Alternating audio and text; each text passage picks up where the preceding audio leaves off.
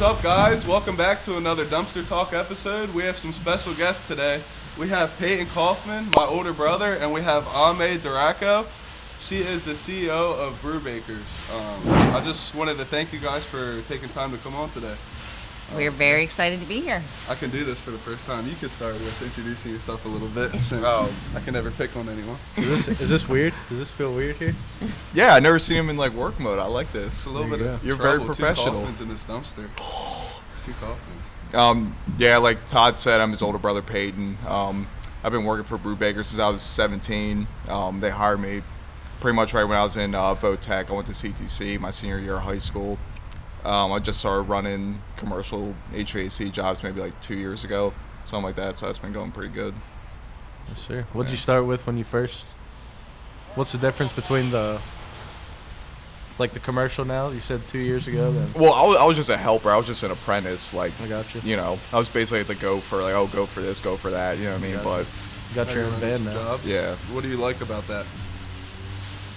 I guess just more independence and like figuring stuff out on your own, maybe. I like that. How do you do you manage people? Mm-hmm. How do you like that, managing people? Well, it was kind of nice for me managing the guys that I do now because I already had like a friendship with them prior to me running work, because we were all helpers, and all of a sudden I started running work, and then now I have like James or like Billy or Ryan working under me. So it's kind of like, it's nice. It's not really that crazy yet, but like, I don't know. It definitely takes some getting used to. He's awesome at it. You can get more into that then. He is awesome at it. Aimee, do you mind giving us a little bit about your background, how you got to being here in the dumpster today? Wow, boy, that's a long sordid story. Yeah, definitely have an interesting background. Love being in Columbia because we were just talking about this. These are kind of my roots here. Spent a lot of time at my grandparents' house. It was right up around the corner. Spent a lot of time at the local restaurants and Hinkle's and, you know, all the great places that everybody loves. So spent a lot of time at my grandparents' house because my parents growing up were both addicted to drugs and alcohol. So by the time I was about 13, my parents were pretty heavy into drugs. So our house was a pretty rough place to live. There were 4 of us, 4 kids. My parents actually got married when I was like 4, and my stepfather, who I call my dad, had 2 kids. So it was those 2, and my sister and I, we all came together, and we were all within 4 or 5 years of each other. My mom moved us to Hawaii on a whim when I was 14, just me and my sister, with a random person she didn't know. And she met somebody over there who actually got her to start shooting up heroin.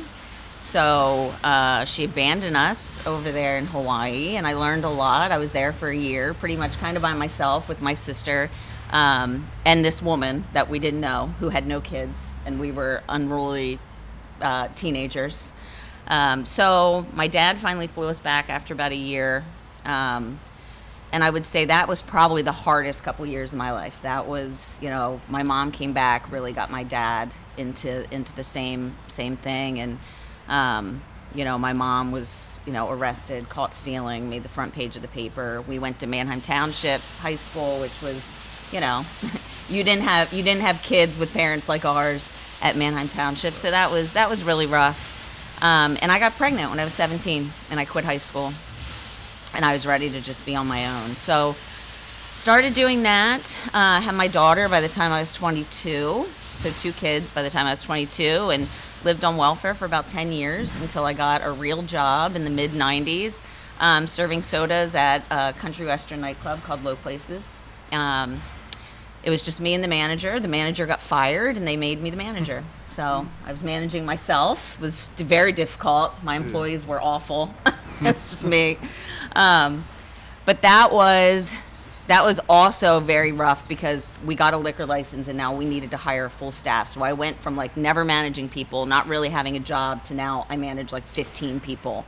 And like this nightclub with all this revenue where we had to order alcohol and we had to look at liquor costs, and I had no training, didn't know how to do this. I was a terrible manager. So I had a very good boss who mentored me a lot. I almost got fired many times. The hotel, after 8 years, I was the assistant GM, so I had built an entire food and beverage business there. We did really, really well, and then the hotel got sold. So needed to find a job. So I went to Deraco, applied for their customer service manager position at their Lancaster office. It was owned by Way Services at the time, so they had 4 offices, York, Lancaster, Reading, and Hanover. So I got promoted a couple times there. Mike Donor was my boss, who is an incredible human being. He was probably the best mentor that I had. And he owns Flagger Force. So if you're familiar with traffic control services, I mean, it's a very big company in probably 25 states. So he mentored me and promoted me. I was the GM then of the franchise. We also had Way Delivery Service. And then Mike actually started Flagger Force while he was running Way, because there were issues with us being able to provide vehicles and work zone setup, because Deraco wouldn't let us do that. There was too much liability. So Mike actually started traffic control services just to do that. So he hired Deraco flaggers, but he set up the work zone and did all of that.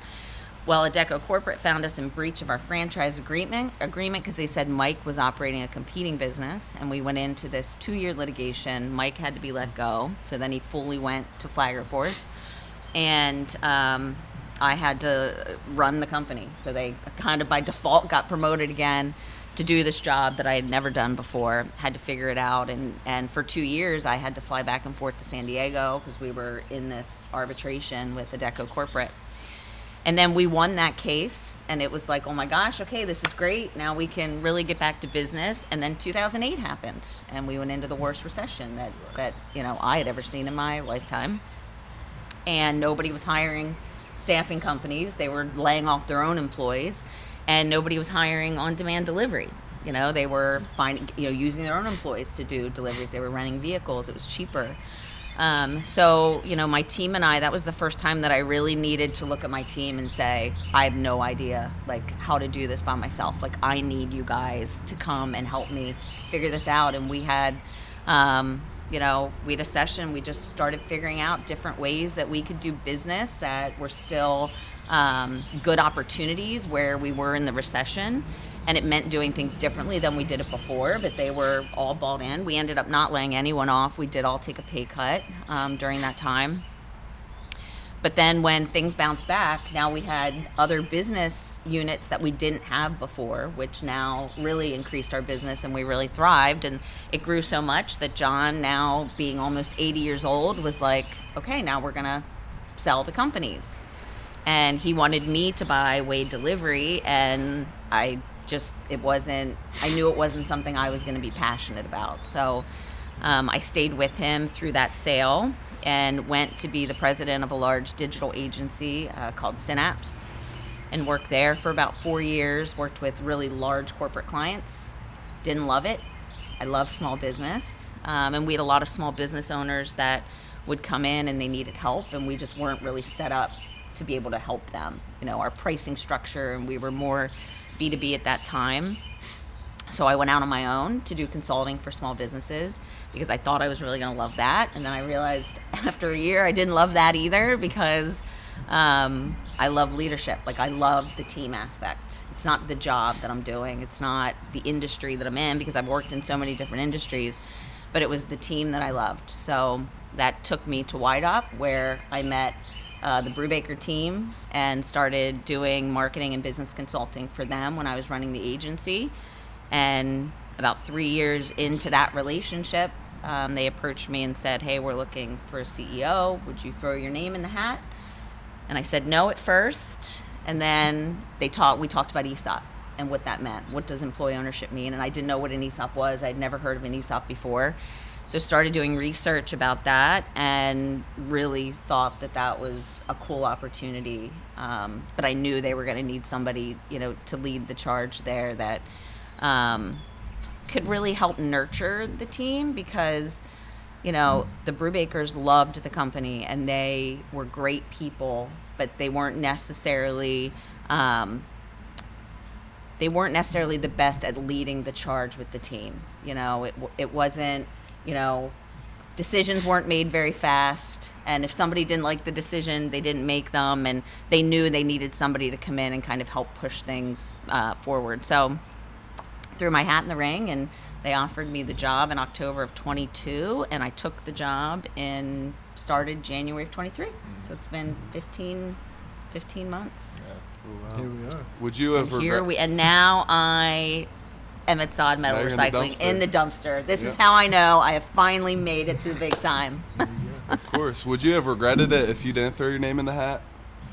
I'm not a big regret person. I think that, I've had people say to me, like, wow, your story is so sad. And, like, you've had such a hard life. Like, I'm so sorry for that. And I'm like, I think that everything that happens to us, who we're born to, where we're raised, how we're raised, is all an opportunity. So for me, I don't know if I'd be sitting here. I don't know if I'd be the CEO of Brubaker if my life wasn't my life. If I had a great childhood, I don't know. I could be, somebody totally different. I could be a mess. I have no idea, where I would be. So everything that's happened to me through my life was an opportunity that brought me to where I am. It's crazy to think you were like, listening to your story, you had a lot of different like career paths you were going down, and then it was going good, and it kind of just like got shut down, whether by like the hotel being sold, or like the recession, or the next company you were at being sold. Yep. Like, what made you want to keep looking for the next opportunity, or what? I guess you kind of had to. I mean, it's funny because the year that I started at Brubaker, so 2023, the month after I started, my mom had just come off of a year of cancer treatments. Wow. And had to have a major surgery where she was going to need some high-level care, and she lives with me. So that happened. Surgery happened. 2 months later, my dad was diagnosed with bladder cancer. And then about 5 months after that, my daughter was diagnosed with kidney cancer, and my 4-year-old nephew was diagnosed with Burkitt's, Hodgkin's lymphoma. Oh, wow. So, and I had somebody say to me, like, how did you do that? How were you able to, keep this company running and move initiatives forward and do all this? And my answer was, what choice do we have? Like, what choice do we have? Like, you just have to keep doing it. Like, I couldn't look at, what's been going bad, and that's been my whole life. I've never had a victim mentality. And so I've always had the, where's the next opportunity, or what's the next thing? So I don't stop to kind of wallow. It's all right. We got to pick ourselves up, and we got to brush ourselves off, and we got to keep trucking forward. And that's, Brubaker was depending on me. I made a commitment. My family needed me. And you just have to figure out how to integrate them well. Some days I did it better than others. Right. Some days I went home and cried. Some days I was totally fine. But you just, you got to do what you got to do. Yeah. I was thinking about like all the different career paths you took and stuff. None of them really are exactly the same as the last one, but you said the people part is like the thing you really enjoy. How important, like me and Todd, we talk about it like in a lot of the podcasts. We're lucky to have like this company invest in us, let us do this type of stuff. Like what about the people part do you enjoy, and like how do you try to invest in it? Like you have Peyton here today, so you're gonna try to, if he wants to, try to get him out marketing or networking a little more. Yeah. If he wants to. I don't know. I think the difference, there's a lot of leadership styles, and I've worked for a lot of leaders that had many different styles, and Peyton can say, even over his years at Brubaker, I mean, there were a lot of different leaders with a lot of different leadership styles there. I think that the greatest gift a leader can give to their team and to themselves is to truly care about people. And sometimes you have team members that, maybe aren't performing, as others are. Maybe their personality doesn't completely mesh with yours. But I think that's okay. I don't subscribe to the you don't have to like the people that you work with, because I truly think that you do. If you're building a culture of like-minded people, then maybe it's not somebody that you would go hang out with on the weekend, but you should at least care and respect them. Yeah. If you care for someone, not only can you be very honest and candid with them, but you're always going to have their best interest, whether that means having a hard conversation with them, having an easy conversation, or a happy conversation. So for me, the leadership component is not only seeing people maybe that have moved throughout their career that haven't had the confidence to move to the next level or ask for opportunities, because, you know, if they grew up like me, which I've met so many people that have stories that you'd never know it. And it's like, does that keep them held back from saying, oh, I dropped out of high school, so I can't be a CEO one day, or I can't do this. So it's helping people realize their potential. And I think that's just through getting them to shift what they focus on.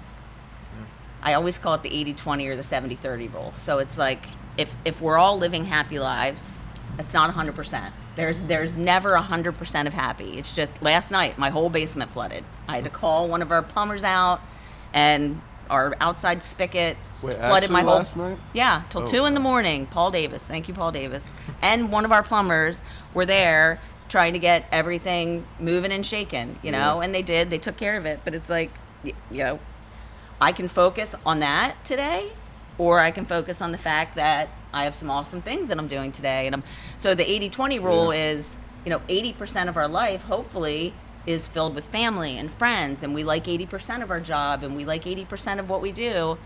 But there's always going to be that 20 or 30% that's not fun and stressful. And I think a lot of people focus more on the 20 to 30 than they do on the 70 to 80. Yep. So what you think about comes about. So if that's what you're focused on, that's how you're going to feel. And you forget about this amazing 70-80% that is so awesome. So I think if more people could shift their focus, and that's what I do as a leader. I want people to focus on that 70 to 80. You know, I want to remind people, look at opportunities, not problems. Focus on the good and not the bad. You have to face it. We've got to face some of the bad things that happen. But if we focus on it, it's going to pull our whole mood down and how we feel and how we think about our future. Sucks because that's the easiest thing to do, kind of focus on the... Absolutely. All right, so we've heard you talk a lot about leadership. What is your favorite part about leading, like, the younger generation? We could tell through LinkedIn and seeing you at events, you're really into the younger generation and helping build them up. What's your favorite part of that? I think it's because they're like sponges. You know what I mean?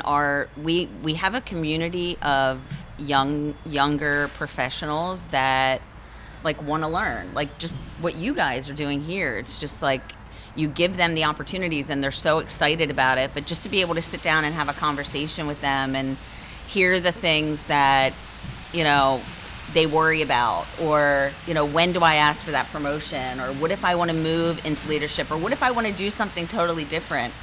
And it's just giving them, you know, the advice of how to have those conversations, how, you know, I always say, make sure if you're asking for a raise or you're asking for a promotion, make sure that you're bringing that value and that you're confident that you deserve to go to that next level. Have you done everything that you can? Because sometimes all of us, just as humans, we have a little bit of entitlement, like, oh, well, I've worked here for 3 years, so I should be able to now be, you know, a manager or a boss or a leader. I should get $5 more an hour. And, you know, every business, you know, every employee needs to show ROI. So it's, number one, helping people understand the financial literacy of a business. And we'll be having an all-company meeting this year because our team, to understand what employee ownership means and ESOP means, they have to be financially literate about, you know, what does our financial statements look like? What goes into them? Like, how do we make money? Do we make money? How do we not make money? You know, so how can everybody kind of come together and be involved in building that profitability, which is going to then give us the opportunities to pay more, to share profits and do all those things. So I think it's the education piece for the younger generation. You know, they've got the skill, the want, the drive. Sometimes all the dots aren't connected. So I like to kind of help them just connect some of those dots. It's important for people to find those companies to work for, because not every company's like that, building up the younger generation. Like, we just did a dumpster talk last week in Vegas with Kubi and Eric. Shout out them. Their company, SA Recycling, they work to hire their replacements instead of... I feel like a lot of people get scared when, like, someone comes in and like they're doing well, and instead of like training them the right way, they train them like they try to hide stuff so they're not as good at their job. So I think it's important for young people to find those companies, just like here. I mean, Dan yells at me when I say it, but we don't deserve a lot of the opportunities he gives us. I mean, we're only 22, 21. So yeah, it's very important.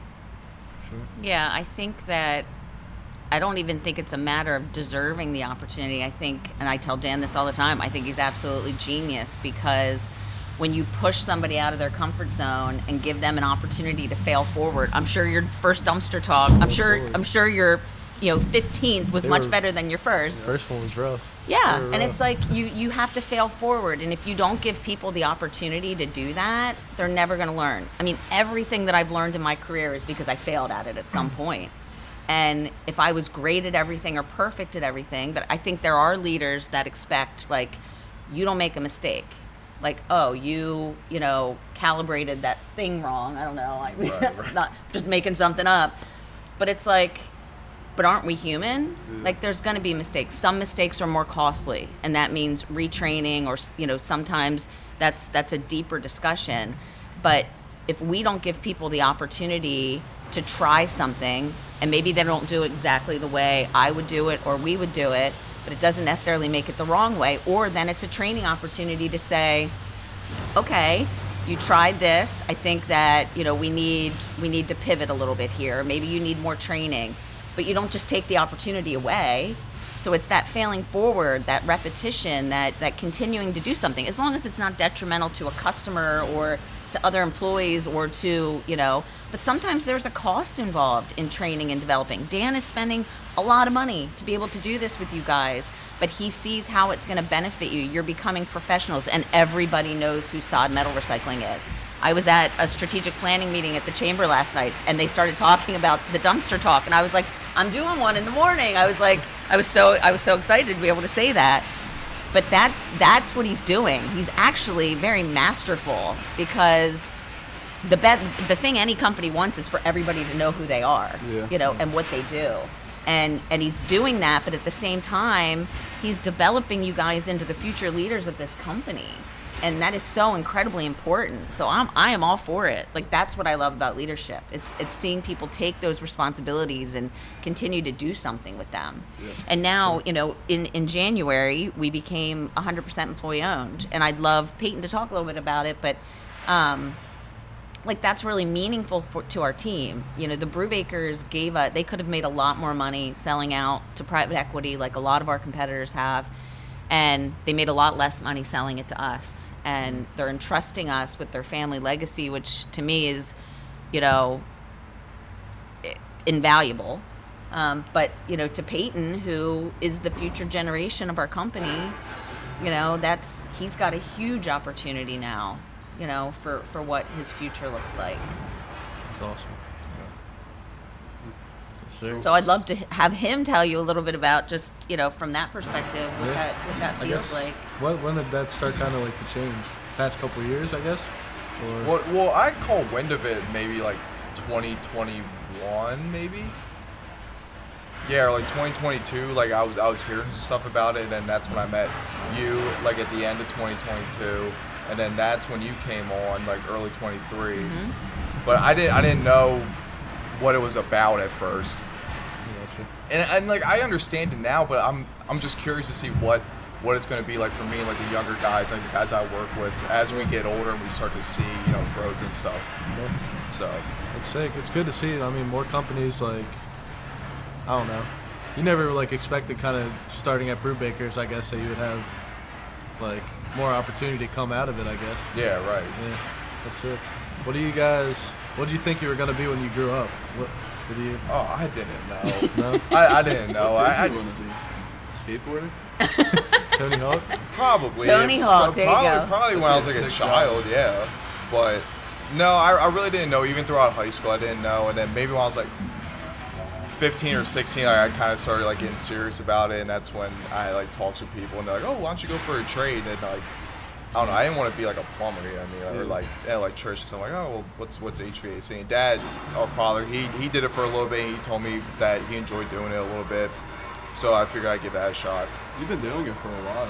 Yeah, 7 Like, years. you were doing it when I was even still at Columbia, and that was like 2017. Yeah. So it's been a long time. It's cool to see like your progression, because when you started there, you had like a real job, obviously, and if you obviously knew me, I didn't have a real job until like 2021. So it's cool to see your progression, and kind of like you started as the goofer, as you said, Yeah. and then now you're running jobs. So it's just cool to see the different opportunities, because we get great opportunities here. I want the same for my brother, so Right. it's cool to see. It's cool to see. And you have to think, I got hired, like 2 or 3 months into my senior year of high school out of Votech. So I was still a baby, you know what I mean? I was 17 years old. Still babies. Yeah, but I was going to say, compared to me, you're still babies. even more so than like 17. Like, I can't do anything, you know what I mean? I wasn't even 18 yet. And like being on large commercial jobs like that, I'm not saying I wasn't like a little like shaken up from it, but it was something that like, I wasn't used to, you know, driving an hour and a half away, and I'm in like Philadelphia working at like some building. I had no idea what was going on, you know what I mean? Like a little 17-year-old kid on a job site, like I don't know though, like I don't want to like pat myself on the back though, but like I kind of picked up on it Well, quick. you should. Well, You I don't know. should. I don't like doing that. I don't like doing that. We're gonna. There you go. Did it take you long to gain the, because like here it took me probably 2 years to be even somewhat confident in Right. what I'm talking about. Did it take you a while to kind of, to be confident? I mean, it's a different like thing, I guess, but did it take Imposter syndrome is a real thing, and I will tell you, it happens to everybody at every level. If I Right. said I wasn't scared to death to take the job at Brubaker, to say I'm going to be running this 90-person company in an industry, I was familiar with service because I consulted and did a lot of work with local service, trade and service companies, but like the commercial construction side, no idea. Like never worked in it before. Yeah. But I'm like, you know, I'll figure it out. And you have to surround yourself with smart people Yeah. that also help you learn. And that's why mentors are so incredibly important. It's like you can't be expected to know everything. And I'm not afraid to say, hey, I don't know the answer to this, or I don't know enough about this, but I can find somebody who can. But I was scared to death. And when we became ESOP, I was even more scared. Right. I'm like, now I don't have the Brubakers to fall back on anymore. Like now this is like everybody's, if something goes wrong or something fails, this is me. Like this is me. And, you know, sometimes it makes you, you know, slow to make a decision, where I always tell people, hey, you can't take too long to make decisions. Whether it's a good decision or a bad decision, it's that you make a decision, because people don't like to be in limbo. It's like, well, we haven't decided. Nobody wants to hear that. They'd rather hear, yes, we're going to do it, or no, we're not going to do it. And one of those answers might have been wrong. We might have made the wrong choice, and then we can't wait too long to pivot. Again, the fail forward method. But yeah, I find myself sometimes, I'm like, ooh, I don't know if I'm ready to make this decision. And then I gotta, you know, I either call somebody that I know is gonna kick me in the butt and be like, you gotta make the decision. But it's, you know, anytime we're moving into a role that we're not totally familiar with, we second guess ourselves, we question ourselves. But you also have to have the confidence, and you have to surround yourself with the people that are really, you know, I surrounded myself with experts young in my career. You know, Chip Cargis from Cargis Systems. I mean, I looked for the people that were doing amazing things, that I heard about their companies, that I saw their companies growing, and I'd ask them to go to coffee, and I'd sit down, and I'd ask them questions, and I'd ask them for advice. When I was stuck, you know, when 2008 happened, you can bet there were 4 or 5 people that I said, I need help, like I need to sit down with you, and I need advice. Some advice was good, some wasn't. But you got to take, you know, none of us can do this alone. You know, there is no, you know, people, if you've ever heard somebody say, I'm a self-made man or I'm a self-made woman. No, that, in my opinion, that is not possible. There are always people that are pouring into you and helping you, whether you recognize that or not. But there are not many self-made people. I don't really believe that. Yeah, it's definitely important. You never want to be the smartest person in the room. I was talking to our parents this weekend, and they were just asking about like what I've learned in Vegas, and I told them I obviously learned a lot. I think I was probably in the top 5, not dumbest probably is not the right word, but I'm gonna say dumbest people in the room. But I like that, because you don't want to be the smartest person in the room. Hopefully you'll never be in the It's usually, it's better to say less experience. Less experience. Yeah, it has nothing to do with intelligence. Less experience. But no, it's good to like Kubi and Eric, for instance. They've been in the industry. Kubi got here in 2007 from Turkey and knew zero English, and now he's a runs 12 scrap yards. He's very successful. So just like, I feel like the younger generation or our generation's kind of more timid to getting help from people, especially by older people. But I feel like it's very, like, if we want to get Dan's help, or like if we would like shy back from Dan and not really like give him our all, we want to be here. So I think that stuff's very. I think it takes more courage to say, hey, I don't know, or I need help, than it is to just, pretend you know what you're doing and you're trying to muddle your way through it, because that doesn't help anybody. Yeah. My brother-in-law used to always say, you never have time to do it right, but you always have time to do it over. And that like stuck with me, because it's so true. We don't take our time to do something right, and then because we don't have enough time, or we don't have enough time to train someone, but then we always have enough time to do it over when we mess it up and we don't do it right. Yep. You have to be able to make the mistakes though, because like if we would get in trouble here for every little mistake we make, we would get in trouble probably 4 out of the 5 days of the week. I don't know. I feel like you learn the most when you make like when you have a mess up and you have to kind of learn from it and fix it. Yeah, it's not, what's the saying? It's not how hard you fall, it's how fast you get up, or something like that. But it's so true if you think about it. Like, it's not about the mistake. It's what's your attitude post mistake, and then what are you going to do to learn from it? And I've had many people in my career that I've had to let go because they make mistakes, and it's just kind of like, they're defensive, they don't listen, they don't take feedback, they continue to make the same mistakes. And I always say to people, like, I'm not gonna work harder for you than you're gonna work for yourself. Like, I will stand beside you, I will hold your hand, I will do whatever I can for you, but I will never work harder than you're working. So if you want to progress, it's all about progress. If I see progress, I'm gonna keep moving with you. If there's no progress, then you're wasting my time and they're wasting their time. So, not everything happens fast. I want Brubaker to be, where in my mind, I want us to be in 10 years. I want us to be there now. Like, I don't, but I know good things take time, and we're making progress, and there's a lot that we have going on, and we still need to find good people and to add to our team of good people. So, there's a lot that we have to accomplish, and we just did our first 3-year strategic plan that says, okay, in 3 years, where do we want to be, and what do we have to do to be able to get there? Like, I want a team full of Peytons. But that's going to come, that's going to take time, and it's really helping our team understand how important they are in that recruiting process. Because to find like-minded people, we need our people to go out and find other people like them, because we have an amazing team. That was one of my biggest worries coming to Brubaker was, okay, like, is this team going to be solid? Are there people that don't belong on the bus? And I was shocked to know that 99.9% of the people, we had the right people on the bus. A couple needed to be in a different seat, but almost all were the right people on the bus. So that made my job a lot easier. For sure. If there's an ideal Brubaker employee, what you look for in a person before you hire them, what would that one characteristic be? I'd love to hear Peyton say what that would be. What, you mean the commercial side? Yeah, just an employee. If you're looking to hire someone today, if you have to find one quality in someone, what would you pick? Other than hardworking. Other than hardworking. That's a cheat answer. I don't even necessarily say you have to be experienced, but just having that drive in you. You know what I mean? Yeah. I don't know, and just your integrity. If I tell you to be at the shop at 6 o'clock in the morning or 5 o'clock in the morning where we have to go, I want you there at 5:30. You know what I mean? If I actually be there at 6, be there at 5:30 and just show that initiative. I like that. Or just kids not being afraid to ask questions. I'd much rather tell a kid an answer 5 times and have them do something, and me having to go back and waste 2 hours to fix something. Yeah. But just mainly their integrity.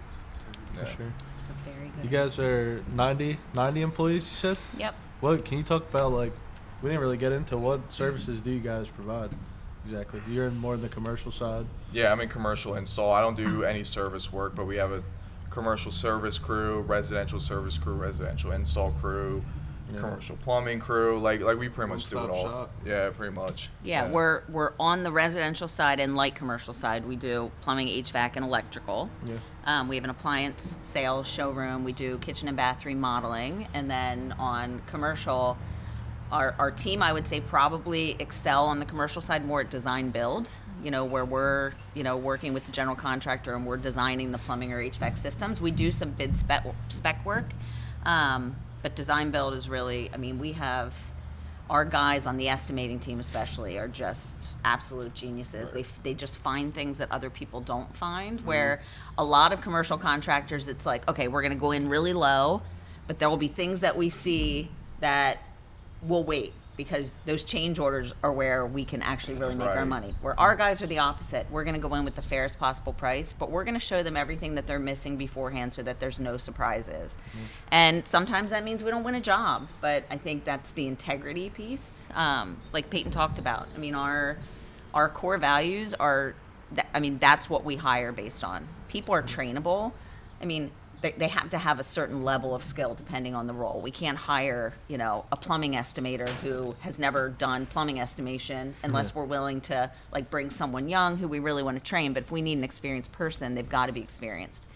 But they could be the best estimator, and if they come in and they're rude, they only care about themselves, they don't fit. They will be thrown off the bus while it's going 60 miles an hour. We won't even slow down. It's a good way to Not be. even slow down.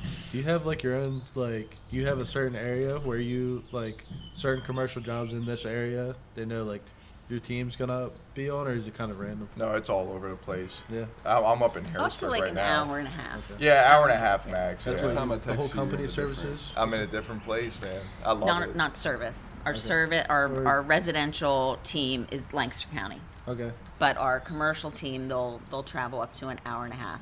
We obviously would love more work locally. Yeah. Yep. We tend to be the ones the more complex jobs or the out of the county jobs. We do those, but obviously also keeping the guys local. Some of our younger team members, they don't mind traveling, but I think, once you got a girl at home waiting for you or a wife and, Right. and your kids, I don't want people to be traveling 3 hours a day. I'd much rather them be able to be closer, because Yeah. I'm not a work-life balance person, because I don't think that exists anymore, with technology No and such cell thing. phones and, it's more of an integration. There are going to be times in the evening where Peyton might get a phone call from his boss or something, and he answers it. But I'm sure there are times during the day where somebody needs to give him a call and it's not related to work.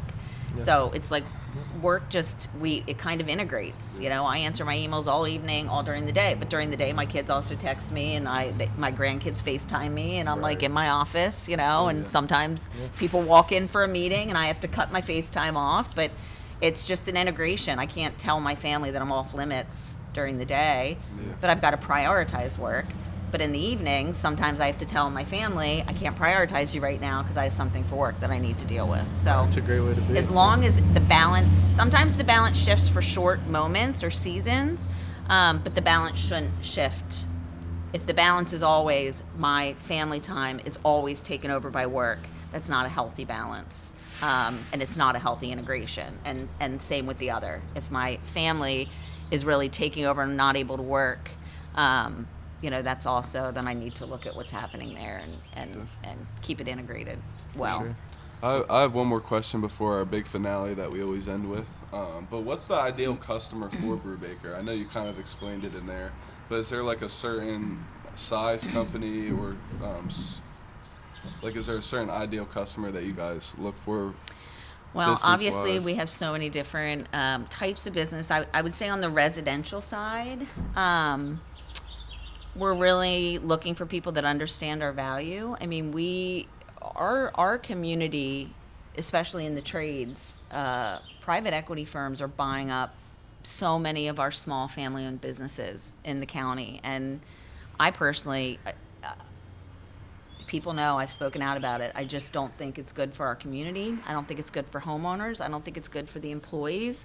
They're a profit over people organization, and we're a people over profit organization. So it's driving the prices, driving the cost to hire a technician up because they charge more, they pay the technicians more. they commission them to sell the customer more. So our perfect customer is somebody that sees the value that we bring, and appreciates the work that we do and trusts us, that what we tell them is truthful and honest. On the commercial side, it's working with general contractors that have a good reputation for taking care of their employees, for being good at what they do, because if our general contracting partners are messy, that means the job's going to be messy for us. Right. And we really pride ourselves on staying on time, keeping jobs on track, and having our people show up and do what they say they're going to do. So if we don't get that from our general contracting partners, that's a problem. But I think we've also built a business to where we can be selective about who we work with too. So we want the cultures to align, because their team is working with our team.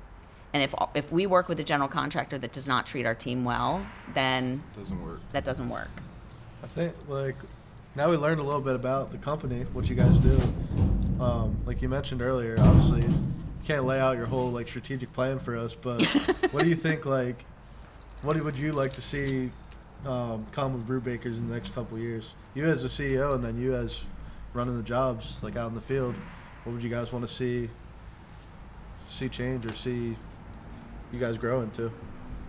Oh, I can't even think. I mean, I know we'll be looking for more guys if we're going to be growing as a company, more foremans. But I also have faith in the helpers that we have now taking that extra step where, it's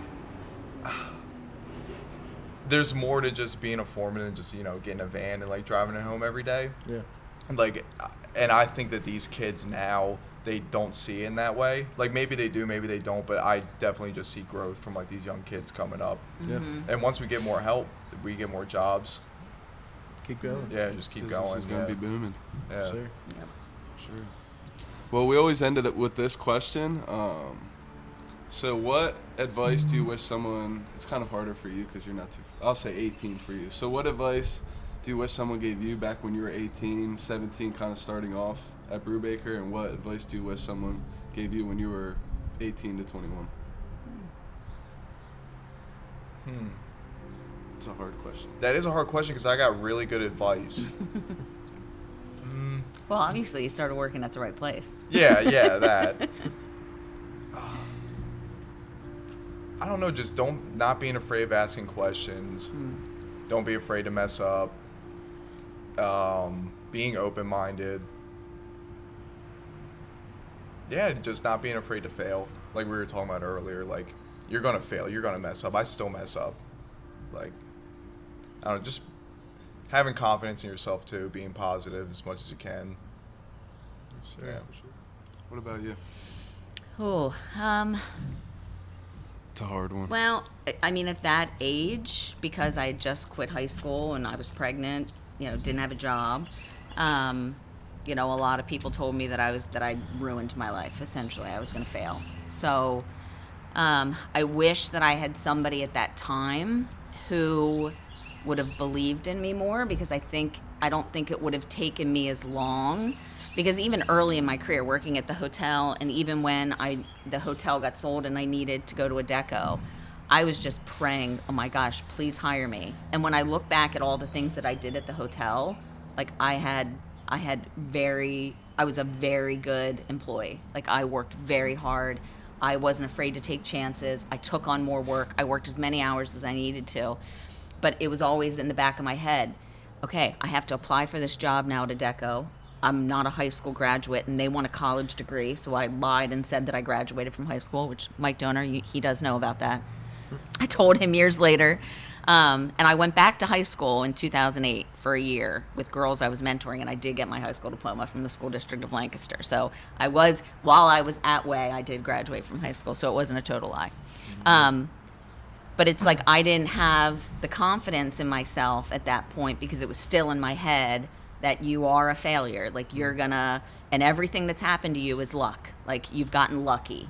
People quit, so you got promoted. So I wish I would have had somebody earlier in my career. I don't know what would have changed, but maybe I would have had a little more confidence to maybe ask for more money, or get things that I probably should have fought a little harder for that I didn't when I was early in my career. That's a great point. I don't know if you know Gary Vee. If you guys have ever heard of him, he does just like a lot of content. He's a businessman, like really successful and stuff. And he always posts like clips on his Instagram talking to people like, it don't matter how old the person is, honestly, like 30s, 40s, 50s, whatever. Like he always tells them like and they'll be like sometimes have like a rough time they're going through, or like their career's not going well, they want to switch it. They're like, you're thinking of it because you always think of your life that you're like, I've already lived 22 years or whatever, but you're always like have time to keep going, and like you're still everyone's still young. You still always have time to. You need that person to kind of tell you that, especially at a young age. I mean, kids, we think we know everything. So, yes, every 10 years you realize how dumb you were 10 years ago. That's what I do. Every 10 years I'm like, wow, I hit 40 and I'm like, all right, now I'm really in my stride. I really know what I'm doing. And then I hit 50 and I'm like, gosh, I was so dumb at 40. I had no idea what I was doing. I'm like, and I'm sure when I hit 60, I'm going to be like, wow, I was not as smart as I thought I was at 50. So For sure. That's awesome. Well, we appreciate you guys for taking time Thanks to come for on. having us. Pete, we'll have to do a part 2 to this. I'm feeling it. Yeah. Towards the end, sometimes I get this feeling that there's going to be a part 2, so we'll get part 2 going. There's part 2. We have some we do have some surprises coming. Sounds good. For the community, so we'll have to, So keep an eye out for part 2 for some special surprises from Brubaker. Thank you guys again. Thanks. Catch you on the next episode.